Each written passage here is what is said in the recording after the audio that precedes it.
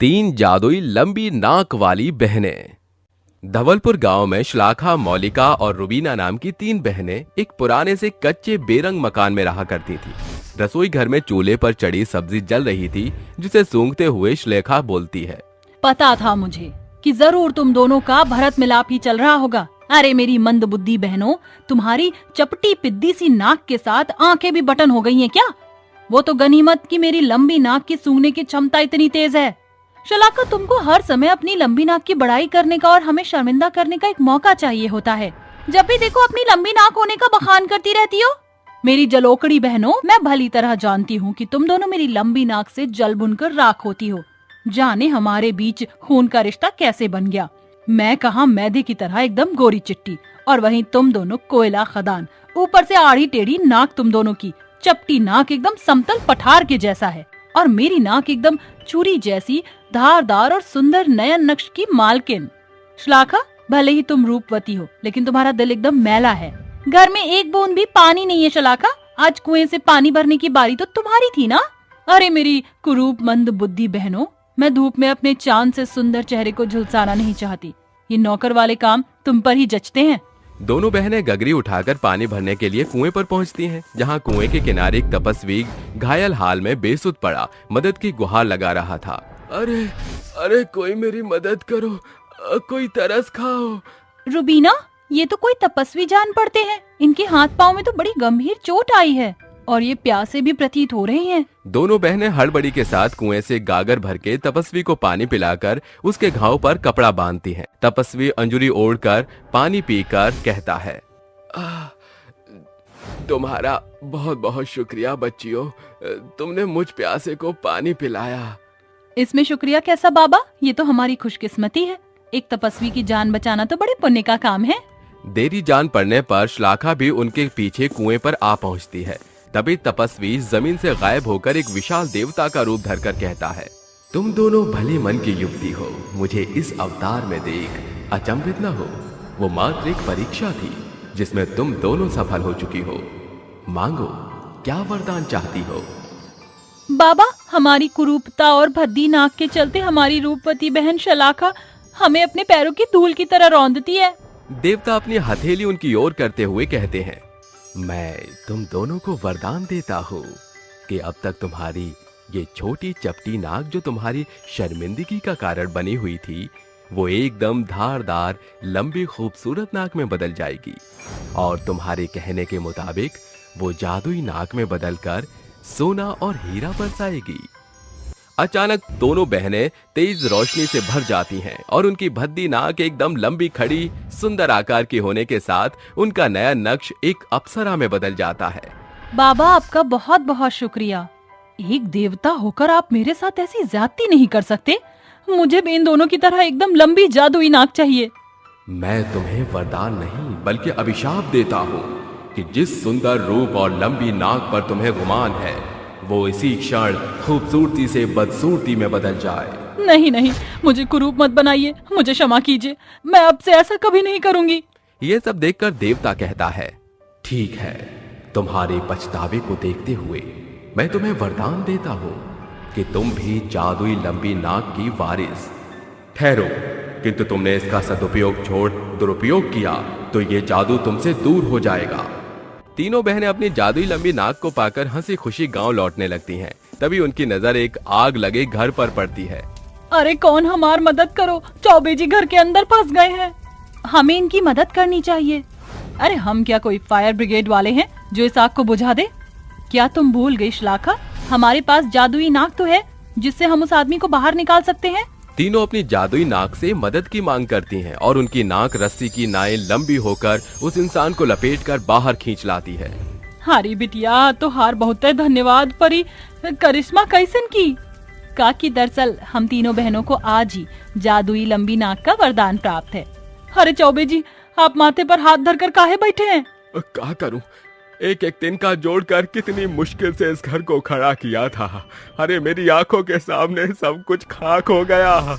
आपने वो कहावत नहीं सुनी, जान बची तो लाख हो। खैर, अभी भी कुछ नहीं बिगड़ा। रुकिए, जादुई नाक हमें तुम्हारी मदद की जरूरत है। तीनों बहनों की नाक एकदम लंबी बड़ी होकर सोना, पैसा और हीरो की बौछार करते हुए कहती हैं। इन सोने हीरो को बेचकर आप एक नया घर खड़ा कर सकते हैं। तुम्हारी जादुई नाक के कारण तुमने हमारी मुश्किलों को चुटकियों में निपटा दिया। तुम्हारा शुक्रिया। तीनों बहनें अपनी जादुई नाक की सराहना सुनकर घर लौट आती हैं। अब जब हम तीनों जादुई नाक वाली बहन हैं, तो हम इस टूटी फूटी झोपड़ी में क्यों रहेंगे? क्यों ना हम अपने लिए भी एक नया आशियाना बनाएं? पहली बार तुमने पते की बात की है। ए हमारी प्यारी जादुई नाक, हमको सोना, हीरा और पैसा दो। तीनों बहनें स्वर्ग की अप्सरा की भांति दमकने लगती हैं और उनकी लंबी जादुई नाक से सोने, हीरे और पैसों के ढेर लग जाते हैं। हमारी ये जादुई नाक किसी हीरे की खान से कम नहीं। इतने धन से तो हम एक पूरा गांव खड़ा कर सकते हैं, सैकड़ों आलीशान घर बनाकर।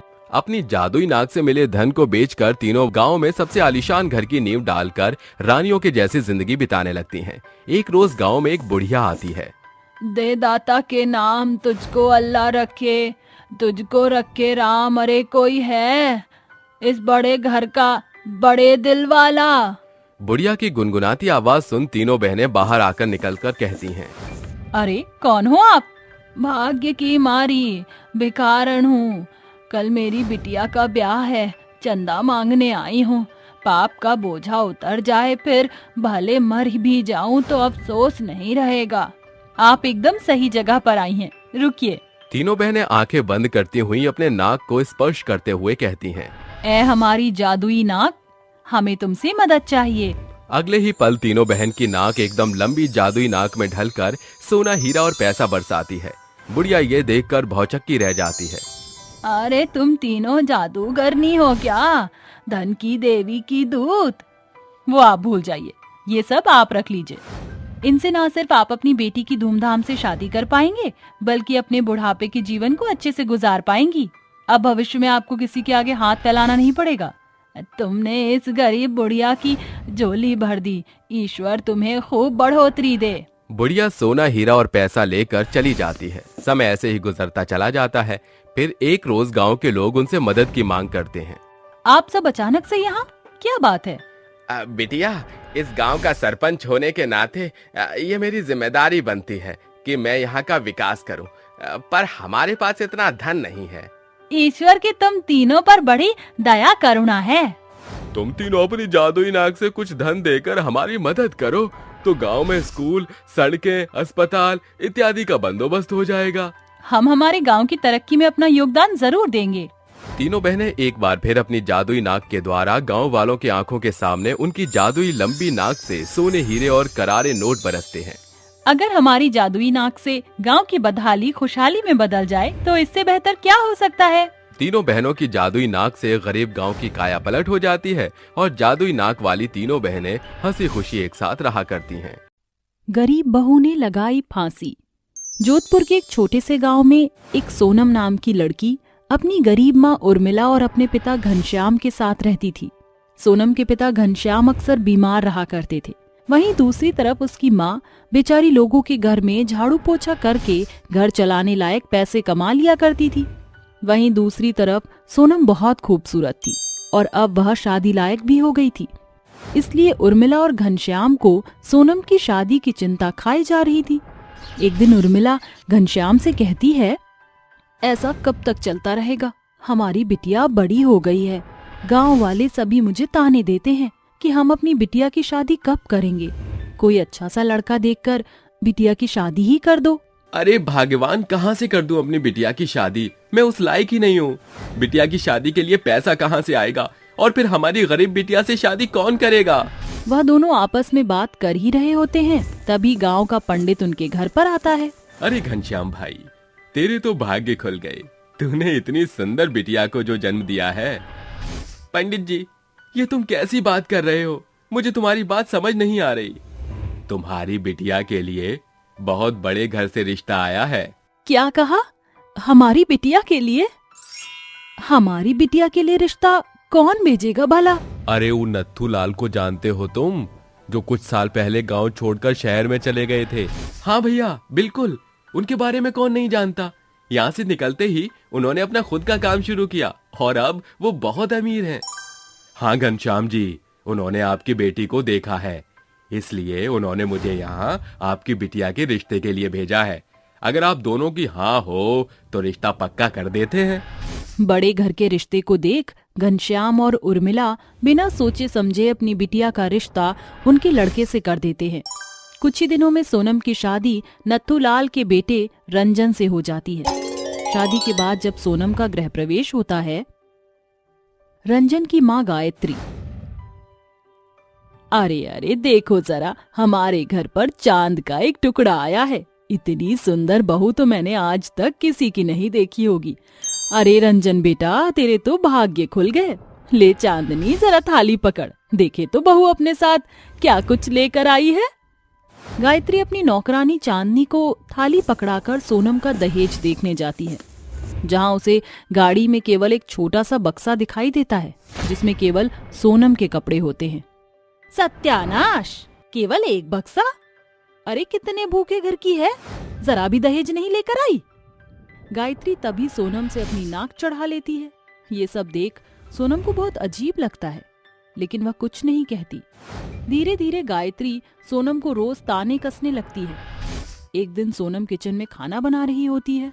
अरे ओ महारानी, 4 रोटी नहीं सेकी गई तुझसे अभी तक? अरे कुछ तो शर्म कर, मुंह उठाकर ऐसे चली आई, कुछ तो लेकर आती। माँ जी, आप ये कैसी बात कर रही हो? मेरे माता पिता इतने गरीब हैं, मैं उनसे क्या लेकर आती? तेरी इतनी हिम्मत, तू मुझसे जुबान लड़ाएगी? रुक जा, तुझे मैं अभी बताती हूँ। ये कहकर गायत्री सोनम का हाथ गरम गरम तवे पर रख देती है, जिससे सोनम का हाथ बुरी तरह जल जाता है।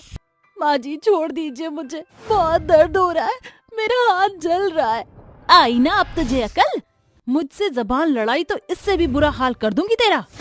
ये कहकर गायत्री वहाँ से चली जाती है और बेचारी सोनम रोते हुए अपने कमरे में चली जाती है।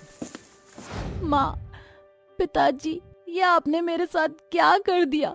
इन लोगों ने तो मेरी जिंदगी बर्बाद कर दी। इससे अच्छा होता कि मैं कभी शादी ही नहीं करती। सोनम शादी के बाद बहुत परेशान रहने लगती है और हार कर एक दिन वह अपने पति रंजन से कहती है, रंजन जी, मेरे साथ इस घर में बहुत बुरा हो रहा है। आपकी माँ मुझ पर बहुत अत्याचार करती हैं और एक दिन उन्होंने मेरा हाथ भी जला दिया था। अगर मैं गरीब हूँ और घर से कुछ नहीं लेकर आई तो इसमें मेरा क्या कसूर है? सोनम परिवार से तो परेशान थी ही, अब वह अपने पति से भी बहुत ज्यादा परेशान हो गई थी। सभी लोग सिर्फ दहेज के लिए उसे टॉर्चर कर रहे थे। इसलिए एक दिन वह घर छोड़कर अपने मायके अपने माता पिता के पास पहुंच गई, जिसके बाद उसके माता पिता उसे समझाने लगते हैं। बेटी, शादी के बाद ससुराल ही लड़कियों की आखिरी चौखट होती है। बेटी, अपने माता पिता की इज्जत का ख्याल रखकर कभी कोई गलत कदम मत उठाना। सोनम उदास मन से ना चाहते हुए भी वापस अपने ससुराल चली जाती है। जिसके बाद एक दिन सोनम घर में सफाई कर रही होती है और तभी उसकी सास उससे आकर कहती हैं, लो जी, कर लो बात। पहले तो शादी में कुछ दिया नहीं और अब इस कलमुही के माता पिता स्वर्गीय हो गए हैं, अब तो कोई उम्मीद ही नहीं है। क्या कहा माँ जी? मेरे माता पिता स्वर्गीय हो गए हैं? ये आप कैसी अनाप शनाप बातें कर रही हो? बहुत चिल्ला मत, अच्छा हुआ जो वो मर गए। अरे जब कर्ज लेना बस की नहीं था तो शादी ही क्यों की? कर्ज लेकर शादी तो कर दी, लेकिन अब कर्ज चुकाने कोई और आएगा क्या? इसलिए तेरे माता पिता ने आत्महत्या कर ली। चलो, धरती से कुछ बोझ हल्का हो गया। ये कहकर गायत्री वहाँ से चली जाती है, लेकिन सोनम के ऊपर तो जैसे मानो पहाड़ ही टूट पड़ा हो। हे भगवान, ये कैसा अनर्थ कर दिया तूने। मेरा इस दुनिया में मेरे माता पिता के अलावा और कोई नहीं था और तूने उन्हें मुझसे छीन लिया। मेरे माता पिता ने मेरे लिए इतना किया, उसके बावजूद भी मेरे ससुराल वालों ने मुझे दहेज के पीछे इतना जलील किया। अब ये सब मुझसे और नहीं बर्दाश्त होता। ये कहकर वे भागती हुई अपने कमरे में जाती है और अपने कमरे का दरवाजा बंद कर लेती है। उसके बाद वह एक खत लिखती है जिसमें लिखा होता है, मैं एक गरीब परिवार से थी और शायद मैं गरीब हूँ इसलिए मेरे साथ ये सब हुआ। मेरे माता पिता ने मेरी शादी कर्जा लेकर कर दी ताकि मैं अपनी जिंदगी में खुश रहूं, लेकिन ऐसा नहीं हुआ। मेरे ससुराल वालों ने मेरा जीना हराम कर दिया और मुझसे हर दिन दहेज की फरमाइश की। जब परेशान होकर मैं वापस अपने घर गई तो मेरे माता पिता को पता चला कि मैं खुश नहीं हूँ और इसी कारण शायद उन्होंने आज आत्महत्या कर ली। लेकिन अब मैं अपनी सास और अपने पति का और टॉर्चर सहन नहीं कर सकती, इसलिए मैं आत्महत्या कर रही हूँ। ये सब सोनम एक खत में लिख देती है और पंखे से चुन्नी बांधकर आत्महत्या कर लेती है। सोनम के मरने के बाद गायत्री के घर पुलिस आ जाती है, जिसके बाद पुलिस को सोनम का लिखा खत मिल जाता है और पुलिस गायत्री और रंजन को दहेज के जुर्म में गिरफ्तार कर लेती है और उन्हें उम्र कैद की सजा हो जाती है। तो देखा दोस्तों, एक दहेज ने 3 लोगों की जान ले ली। हमारे समाज में दहेज प्रथा आज भी खत्म नहीं हुई है। यदि कोई गरीब है तो हमें उसका फायदा नहीं उठाना चाहिए और शादी के बंधन को दिल से निभाना चाहिए, ना कि दहेज से तोलना चाहिए। गरीब होना कोई पाप नहीं है। यदि आप किसी से शादी करते हैं तो लड़की का दिल देखिए और उसकी इज्जत कीजिए। नाटी बहू लंबी सास। मंडोला गांव में दुर्गेश नाम की एक लंबी चौड़ी औरत रहती थी। जरूरत से ज्यादा लंबे कद के लिए वो पूरे गांव में मशहूर थी। आरी चंदा, वो देख, जिराफ के कद लिए दुर्गेश चली आ रही है। के खुसुर पुसुर चाल रही थी आड़े। मैं भली तरह जानू कि तुम दोनों मारी चर्चा करो हो।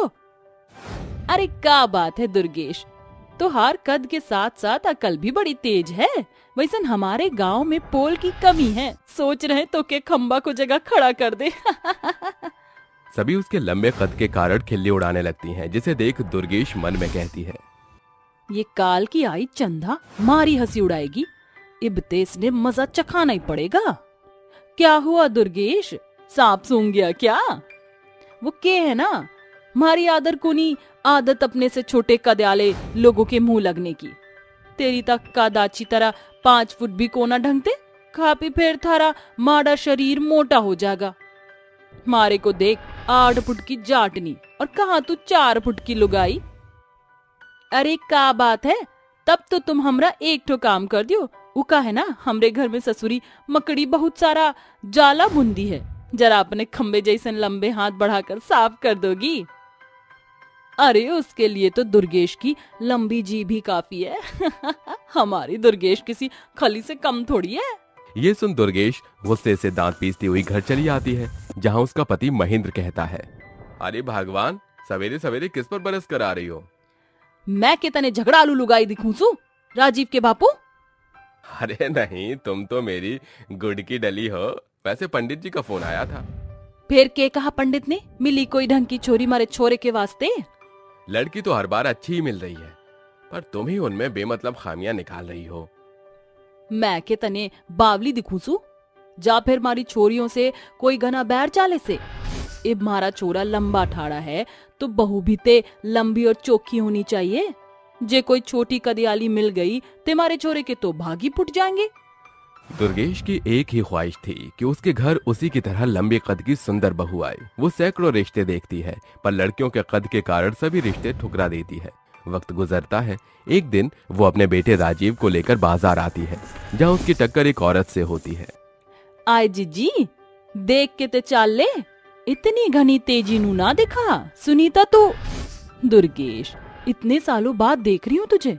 वो उन्हें लेकर अपने घर आती है और कहती है, पिंकी बिटिया, जरा जल्दी से 2 गिलास पानी लेकर आ। पिंकी गिलास में पानी लिए हॉल में आती है। उसको देखते ही दुर्गेश के चेहरे के तोते उड़ जाते हैं। आय यो के सौदा से, यो थारी चोरी इतनी नाटी से। जहाँ दुर्गेश का कद छत जितना लंबा था, तो वहीं पिंकी का कद जरूरत से ज्यादा ही छोटा था, पर वो बला की खूबसूरत थी। लंबे लंबे बाल, गोरा चेहरा, तीखे नयन नक्श राजीव के मन में घर कर जाते हैं और वो पिंकी के प्यार में पड़ जाता है। दोनों का आना जाना भी लग जाता है, जिसे देख दुर्गेश कहती है, राजीव, यो कुछ छोरियों की फोटो मंगाई से थारे खातर, सारी 6 फुटकी से। माँ, मेरे दिल में सिर्फ पिंकी है, मैं उसी से शादी करूंगा। के वो नाटी पिंकी ना? मन्ने किसी भी सूरत में यो रिश्ता मंजूर ना से। तेरा और उस बोनी छोरी का के मेल से? छोरे ठंडे दिमाग ते सोच। माँ, आप हमेशा रिश्ता को कद से क्यों तोलती हो? मैं पिंकी से ही शादी करूंगा, ये मेरा आखिरी फैसला है। बेटे की खुशी के आगे दुर्गेश घुटने टेक देती है और शादी के बाद पिंकी ससुराल आती है, जहाँ मोहल्ले की पड़ोसन कहती है, बुरा मत मानना दुर्गेश, तूने तो कहा था तू अपने ही जैसी लंबी बहू लाएगी, पर तेरी नाटी बहू सही से 4 फुट की भी नहीं है। बचपन में कॉम्प्लेन नहीं पिलाया था क्या? अरे ई नजारा देख हमको एगो गीत याद आ गवा, जिसकी बहू नाटी उसका भी बड़ा नाम है, गोद में खिलाओ बच्चे का क्या काम है। ये सुन दुर्गेश गुस्से से आग बबूला होकर तिलमिलाई हुई कहती है, लिकड़ जाओ मारे घर ते बुंडी शकलियारी बैरन लुगाइयां। दुर्गेश बिना किसी रस्म को अंजाम दिए अपनी नाटी बहू पर गुस्सा उतारकर चली जाती है। सारी मेरी गलती है, मैंने ही सासू माँ के सारे सपने तोड़ दिए। मेरे नाटेपन के कारण उन्हें कितनी जिल्लत सहनी पड़ी। पिंकी, तुम खुद को दोष देना बंद करो। मुर्गे की बांग के साथ पिंकी सवेरे उठकर घर का कामकाज खत्म करके कहती है, सासू माँ खाने में क्या बनाना है? मारे थे पूछन की जरूरत को नहीं, जा और ऐसा कुछ बना जिसे थारा बीते भर का कद बढ़ सके। ये सुन पिंकी खूब रोती है। दुर्गेश को भी अपनी बोली के लिए पछतावा होता है और वो किचन में जाकर देखती है कि नाटी पिंकी स्लैब तक नहीं पहुंच पा रही थी। यो पटरा आड़े ते लगाकर खड़ी हो जा। पिंकी अपनी सास को मनाने की तरकीब खोजती है। एक रोज वो कपड़े धोकर आंगन में आती है जहाँ दुर्गेश खटिया बिछाकर बैठी होती है। मारे ते कोई काम से के जीभ ते घुरी जारी से। सासू माँ आप तो इतनी लंबी हैं कि आपको सीढ़ी की भी कोई जरूरत नहीं है, जरा इन गीले कपड़ों को छत पर टांग दीजिए। ये सुन दुर्गेश हंस पड़ती है और सास बहू में रिश्ते सुधरने लगते हैं। फिर एक रोज, आए बहू आड़े कित दुबक गई मारी नाटी बहू, मारे दीदिया तने देख को नहीं सकते कित से। सासू माँ आपने मुझे पुकारा? यो पलंग के नीचे घना झोल हो रहा से, तेरे नाटेपन का फायदा उठाने का बकत से इसके अंदर घुसकर सफाई कर दे। नाटी पिंकी सास के मीठे बोल सुनकर पूरे घर को एकदम चमका देती है। के बात से मैंगो की टिंगू, थारे माड़े जे शरीर में जान तक खलियाली से। सासू माँ सब कुछ चमक गया, लेकिन घर की दीवार इतनी ऊंची है कि मेरे लिए सीढ़ियां भी कम पड़ रही हैं। यो दीवार की जिम्मेदारी तुम्हारे ते छोड़ दे। दुर्गेश अपने लंबे हाथ बढ़ाकर और दीवार साफ कर देती है। तभी दरवाजे की घंटी बजती है। हंसराज, हंसराज तू आड़े के बात से? अरे कल मेरी बेटी रज्जो का ब्याह है, ये शादी का कारण है, आना जरूर। अगली शाम दोनों सज धज कर शादी में पहुंचती हैं। अरे पुष्पा बहिनी, ऊ देखो हाथी के संग चींटी चला रहा है। अरे लंबू के साथ मैंगो का टिंगू कहो, ये मिसाल एकदम निशाने पर बैठ रही है इन लंबी नाटी सास बहू पर। सास बहू उनकी बातों को नजरअंदाज करके आगे बढ़ जाते हैं। तभी शादी के घर में आग लग जाती है। चारों ओर अफरा तफरी मच जाती है। सभी अपनी जान बचाकर भाग निकलते हैं। तभी सास बहू के कान में दुल्हन की चीख सुनाई पड़ती है, बचाओ मैं यहाँ फंस गई हूँ। सब कुछ धू धू करके जल रहा था। किसी भी तरह हमें उसको बचाना होगा। पूरी सीढ़ी आग की लपटों में है, हम क्या करेंगे? जिसकी सांस इतनी लंबी हो उसे सीढ़ी का क्या काम सासू माँ? बहू मारे कंधे ते चढ़ जल्दी। लंबी दुर्गेश अपने कद का फायदा उठाकर अपने हाथ पांव ग्रिल पर कसकर जमा लेती है और नाटी पिंकी उसके कंधे का सहारा बनाकर अंदर घुसकर दुल्हन को काले कपड़े में लपेट देती है। सासू माँ रज्जो को पकड़ो। दुर्गेश चौकसी से रज्जो को सही सलामत नीचे उतारकर अपनी बहू को भी बचा लेती है, जिसे देख सभी उनकी वाहवाही करते हुए तालियों की गड़गड़ाहट मचाते हैं। हमको माफ कर दो दुर्गेश, आज तुम सास बहू इंसानियत की मिसाल कायम की हो। कोई भी इंसान पूरी तरह परफेक्ट नहीं होता। हर इंसान में एक खामी होने के साथ एक अच्छाई होवे से मारी नाटी बहू का कद भले ही छोटा से, पर हौसले एकदम बुलंद से। इस तरह नाटी बहू और लंबी सास हंसी खुशी एक साथ रहने लगती हैं। 3 जादुई मुर्गी दौड़। धम्मू, हीरा और गप्पू तीनों एक गांव में रहते थे। तीनों आपस में एक दूसरे से बहुत जलते थे। तीनों से एक दूसरे की खुशी आपस में देखी नहीं जाती थी। एक दिन धम्मू एक चाट की दुकान खोलता है। आओ आओ, गांव में नई चाट की दुकान खुली है, धम्मू चाट की दुकान। आओ और चटपटी चाट का मजा उठाओ। लोग उसकी चाट की दुकान पर चाट खाने लगते हैं।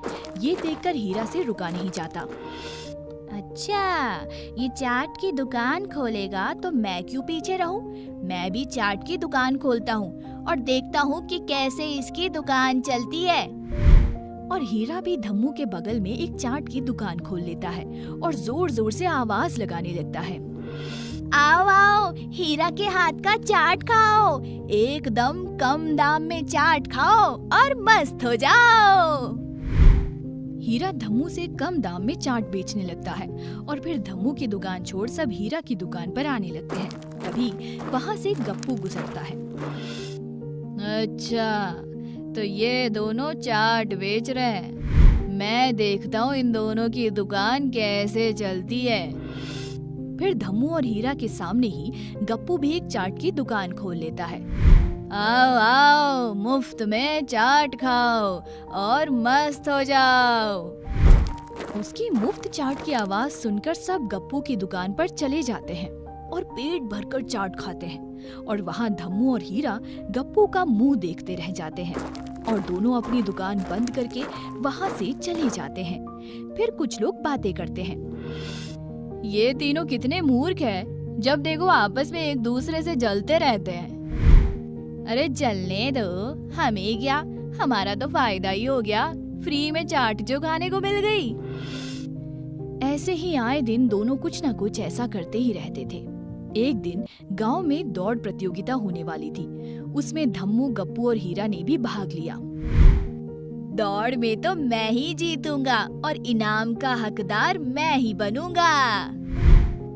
चल बे हड्डी, पहले अपने आप को तो संभाल ले, फिर जीतने की बात करना। हा हा हा हा, सही है, तुम दोनों लड़ो, खूब लड़ो, लेकिन जीतूंगा तो मैं ही। और ऐसे ही तीनों आपस में बहस करते रहते हैं और जल्द ही प्रतियोगिता का दिन आ जाता है।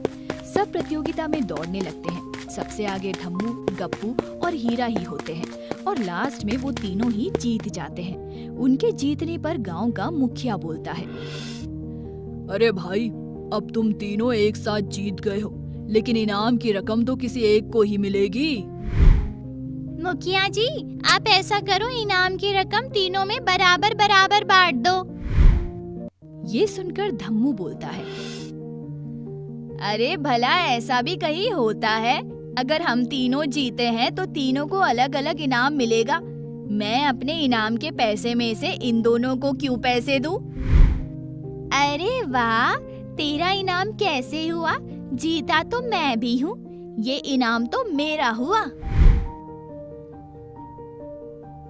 ये इनाम मुझे ही मिलना चाहिए, मैं इन सब से उम्र में बड़ा हूँ। अच्छा जी, बड़े आए बड़े बनने वाले, 2 महीने बड़ा होना कोई बड़ा नहीं होता। ये इनाम के पैसे या तो मुझे मिलेंगे, वरना मैं किसी को भी नहीं लेने दूंगा। तीनों की लड़ाई देखकर मुखिया वो पैसे किसी को भी नहीं देता और तीनों खुश हो जाते हैं। देखा, मैंने किसी को इनाम के पैसे नहीं लेने दिए। हे भगवान, क्या होगा इन तीनों का? ना मिलने से कुछ तो मिलता, लेकिन देखो, एक दूसरे की जलन में ना खुद लिए और ना किसी और को इनाम के पैसे लेने दिए। ऐसे ही गांव के पुजारी जी मंदिर की सफाई के लिए किसी को ढूंढ रहे थे जो मंदिर की अच्छे से साफ सफाई कर सके। तभी पुजारी को धम्मू, हीरा और गप्पू दिखाई देते हैं। ये तीनों मूर्ख मेरा ये काम बहुत अच्छे से कर सकते हैं, क्यों ना मैं इस तीनों से जाकर बात करूं। पुजारी उन तीनों के पास जाता है और धम्मू से बोलता है, अरे धम्मू, मैंने सुना ही तुम अपने घर को बिल्कुल साफ सुथरा रखते हो। मुझे मंदिर की सफाई के लिए कोई चाहिए था, क्या तुम ये काम कर सकते हो? पुजारी जी, आपसे किसी ने मजाक किया होगा, भला इसे कहाँ सफाई आती है, इससे अच्छी तो मैं सफाई कर लूँगा। ऐसे ही तीनों आपस में लड़ने लगते हैं। तभी पुजारी जी तीनों को सफाई के लिए रख लेते हैं और तीनों अपने सच्चे मन भाव से साफ सफाई करने लगते हैं। उनकी इतनी श्रद्धा भक्ति से काम करते हुए भोले बाबा तीनों को एक मुर्गी देते हैं। ये लो बच्चों, ये जादुई मुर्गी है। तुमने मेरे मंदिर की बहुत अच्छे और सच्चे मन से सेवा की है। मैं तुम तीनों से बहुत प्रसन्न हूँ। भोले बाबा धम्मू को सोने की मुर्गी, गप्पू को हीरे की मुर्गी और हीरा को पैसे की मुर्गी दे देते हैं। तीनों मुर्गी लेकर आ जाते हैं और तीनों एक साथ बोलते हैं, हे जादुई मुर्गी, हमें अपना जादू दिखाओ। तभी सोने जैसी दिखने वाली मुर्गी धम्मू को खूब सारा सोना देती है और हीरे जैसी दिखने वाली मुर्गी गप्पू को खूब सारे हीरे देती है और पैसे जैसे दिखने वाली मुर्गी हीरा को खूब सारे पैसे देती है। ये देखकर तीनों आपस में लड़ने लगते हैं। मैंने सफाई कितने अच्छे से की थी, मुझे ये हीरे वाली मुर्गी मिलनी चाहिए। अच्छा, मेरा नाम हीरा है तो ये हीरे देने वाली मुर्गी मुझे मिलनी चाहिए थी। मैं तुम दोनों को ये हीरे वाली मुर्गी नहीं दूंगा, ये मुर्गी भोले बाबा ने मुझे दी है। ऐसे ही तीनों आपस में लड़ने लगते हैं। तभी धम्मू बोलता है, चलो हम तीनों इन मुर्गियों पर बैठकर रेस लगाते हैं। जो फर्स्ट आया उसे हीरे की मुर्गी, जो सेकंड आया उसे सोने की मुर्गी और जो थर्ड आया उसे पैसों की मुर्गी मिलेगी। धम्मू की ये बात तीनों मान जाते हैं और तीनों जादुई मुर्गी से बोलते हैं, हे जादुई मुर्गी, अब तुम जल्दी से बड़ी हो जाओ, हम तुम पर बैठकर रेस लगाएंगे, तभी हमारा तीनों का फैसला होगा। मुर्गी जल्दी से बड़ी हो जाती है और उन तीनों को अपने ऊपर बैठाकर रेस लगाने लगती है। तीनों मुर्गी दौड़ते दौड़ते गांव में पहुंच जाती हैं। तभी गांव के लोग उन जादुई मुर्गियों को देखकर हैरान हो जाते हैं। अरे देखो देखो कैसी मुर्गी है, और इन मूर्खों के पास ये मुर्गियां आई कहाँ से? ऐसा बोल के सब उनके पीछे पीछे भागने लगते हैं। तभी मुर्गियां आपस में बात करती हैं, ये भोले बाबा ने किसके हाथ में दे दिया, आज तो ये हमारी जान लेकर ही छोड़ेंगे। इन पागलों को जो मिला है ये उतने में संतुष्ट नहीं है। बस अब और नहीं भागा जा रहा, बहुत हुआ इन लोगों का पागलपन। ऐसा बोलकर तीनों मुर्गी रुक जाती है और उनके रुकते ही तीनों उन मुर्गियों को मारने लगते हैं। चल जादुई मुर्गी, मुझे जल्दी से जिता, वरना तेरी टांग तोड़ दूंगा। ए मुर्गी, तू मुझे ही जिताना, वरना मैं तेरे पंख काट दूंगा। तुम जीतो या ना जीतो, मेरे पास तो पहले से ही हीरे की मुर्गी है। अच्छा, तो तुझे क्या लगता है मैं तेरी मुर्गी को ऐसे ही छोड़ दूंगा? अगर ये मुर्गी मुझे नहीं मिली तो मैं इसे तेरे पास भी नहीं रहने दूंगा। और तीनों अपनी अपनी मुर्गी भगाने के लिए मारने लगते हैं। ये देखकर गांव वाले बोलते हैं, देखो देखो, ये तीनों फिर अपनी मूर्खता के लिए बेचारी इन मुर्गियों को मार रहे हैं। आज तो इन्हें सबक सिखाना ही पड़ेगा। सब गांव वाले उन तीनों को नीचे उतारकर उनकी पिटाई करने लगते हैं। तभी हीरे की जादुई मुर्गी बोलती है, चलो बहन, हम इन तीनों के पास नहीं रह सकती।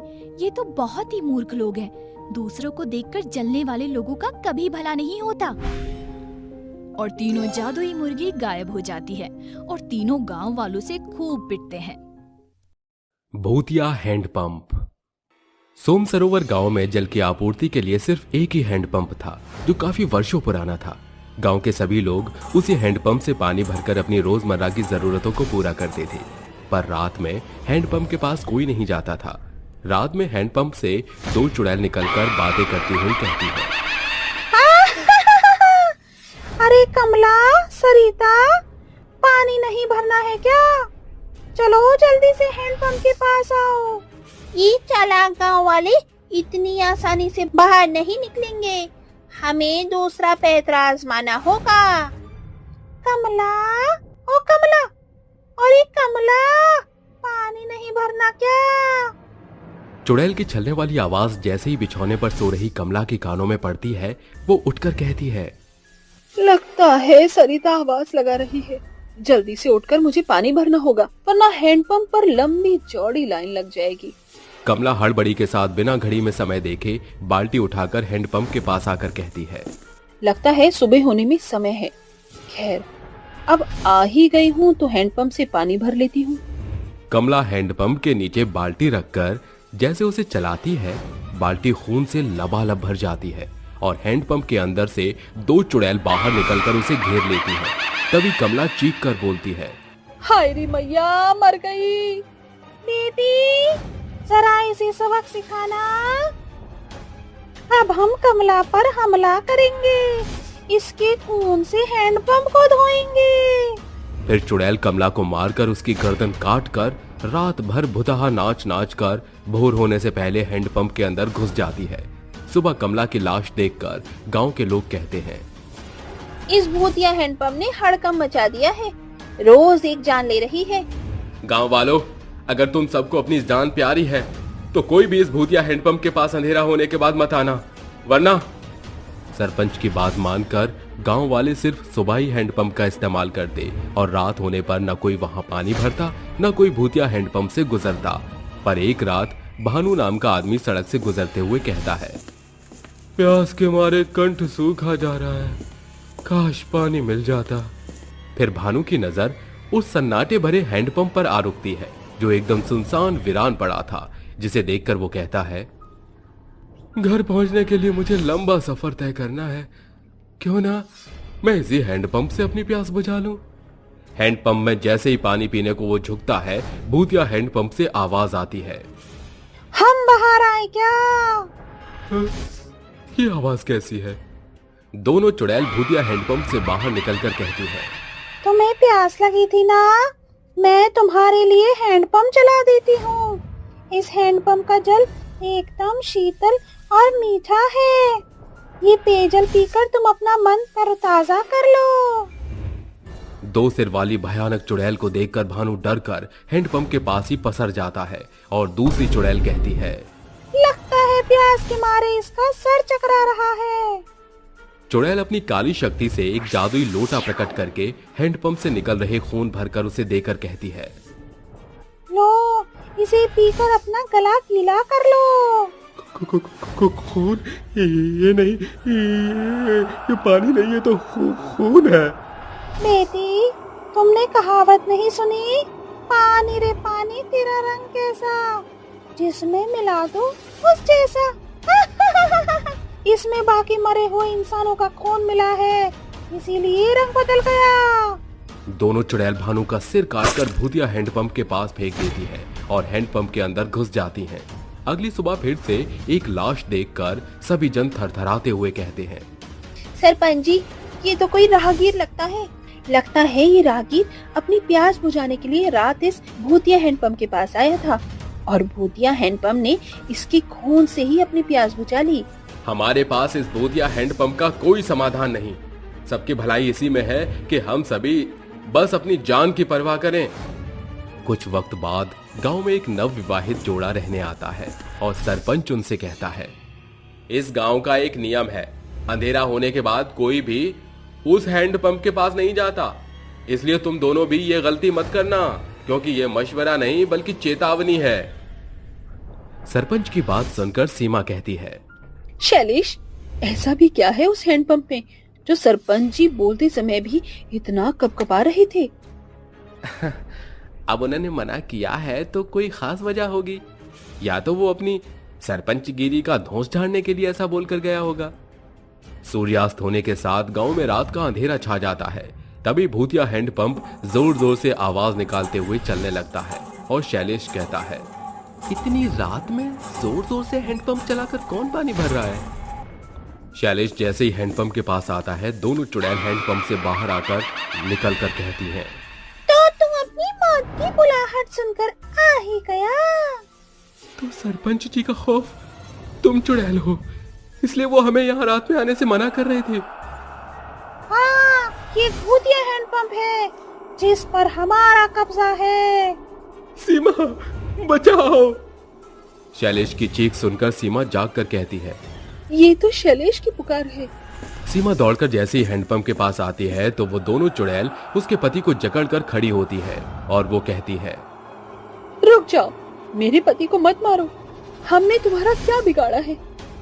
हमने भी तो किसी का कुछ नहीं बिगाड़ा था, फिर भी हम मारे गए, अब ये भी मरेगा और तो भी।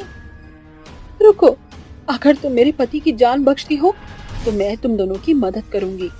सोम सरोवर गांव में सुधा और निर्जला नाम की माँ बेटी रहती थी, जो गांव के हैंडपंप का मीठा पानी डिब्बे में भरकर वो गांव गांव में बेचा करती और अपना पेट पालती थी। एक दिन निर्जला कहती है, माँ, हमारे हैंडपंप के मीठे पानी के कारण अच्छी कमाई हो रही है ना? तो क्यों ना हम इस हैंडपंप के पानी को बिस्लेरी बोतलों में भरकर स्टेशन के यात्रियों और ट्रेनों में बेचें? आज हमें कुछ कारखानों में भी इस हैंडपंप के पानी की सप्लाई करनी है। उन्हें ये मीठा पानी बहुत पसंद आया है। वो हमें अच्छी कीमत देने को तैयार हैं। दोनों माँ बेटी बड़े बड़े बोतल खरीदकर हैंडपंप से पानी भरकर उसकी बिक्री किया करती। उनकी मेहनत काफी रंग लाई और धीरे धीरे वो बेहद रईस हो गई, जिसे देखकर गांव वाले और सरपंच उनसे जलकर कहने लगे, ये हैंडपंप गांव की जरूरत के लिए लगा हुआ है, तुम्हारी कमाई के जरिए के लिए नहीं है। पूरे गांव के बराबर पानी तो ये माँ बेटी ही भर लेती हैं। पर सरिता चाची, इससे धरती का पानी घट तो नहीं जाता? आज से तुम दोनों माँ बेटी इस हैंडपंप के पास नजर में मत आना, वरना अंजाम बुरा होगा। अब खारा पानी पीकर जिंदा रहो। इस हैंडपंप के मीठे पानी की बिक्री करके बहुत नोट बटोर दिए तुमने। सरपंच की बातों को दोनों नजरअंदाज करके रात में हैंडपंप से पानी भरने लगती हैं। हैंडपंप की चलने की आवाज से सभी वहां इकट्ठा हो जाते हैं और बौखलाया सरपंच उन्हें खूब खरी खोटी सुनाता है। उसके सिर पर खून सवार हो जाता है और फिर वो उन्हें बेरहमी से मारकर हैंडपंप के नीचे गाड़ देता है। सरपंच के साथ गांव के लोग भी उसके अपराध में शामिल हो गए और उन्होंने आवाज उठाने की जगह उसके साथ मिलकर हमारी लाश को यहीं दफन कर दिया। हमें इंसाफ नहीं मिला, तब से हम इस हैंडपंप पर कब्जा करके लोगों को मार रहे हैं। मैं तुम्हें यकीन दिलाती हूँ कि मैं तुम दोनों को इंसाफ दिलाऊंगी, पर उसके लिए तुम्हें इसी वक्त ये हैंडपंप छोड़कर जाना होगा। अगले दिन सीमा सरपंच के खिलाफ पुलिस चौकी में एफआईआर दर्ज करवाकर छानबीन करवाती है, जहां हैंडपंप के नीचे 2 लाश मिलती हैं। अदालत सरपंच के ऊपर कड़ी कार्रवाई के बाद सरपंच को ताउम्र कैद की सजा सुनाती है और दोनों चुड़ैल की आत्मा हैंडपंप से हमेशा के लिए मुक्त हो जाती है और फिर से सोन सरोवर गांव बेखौफ होकर हैंडपंप से पानी भरने लगते हैं।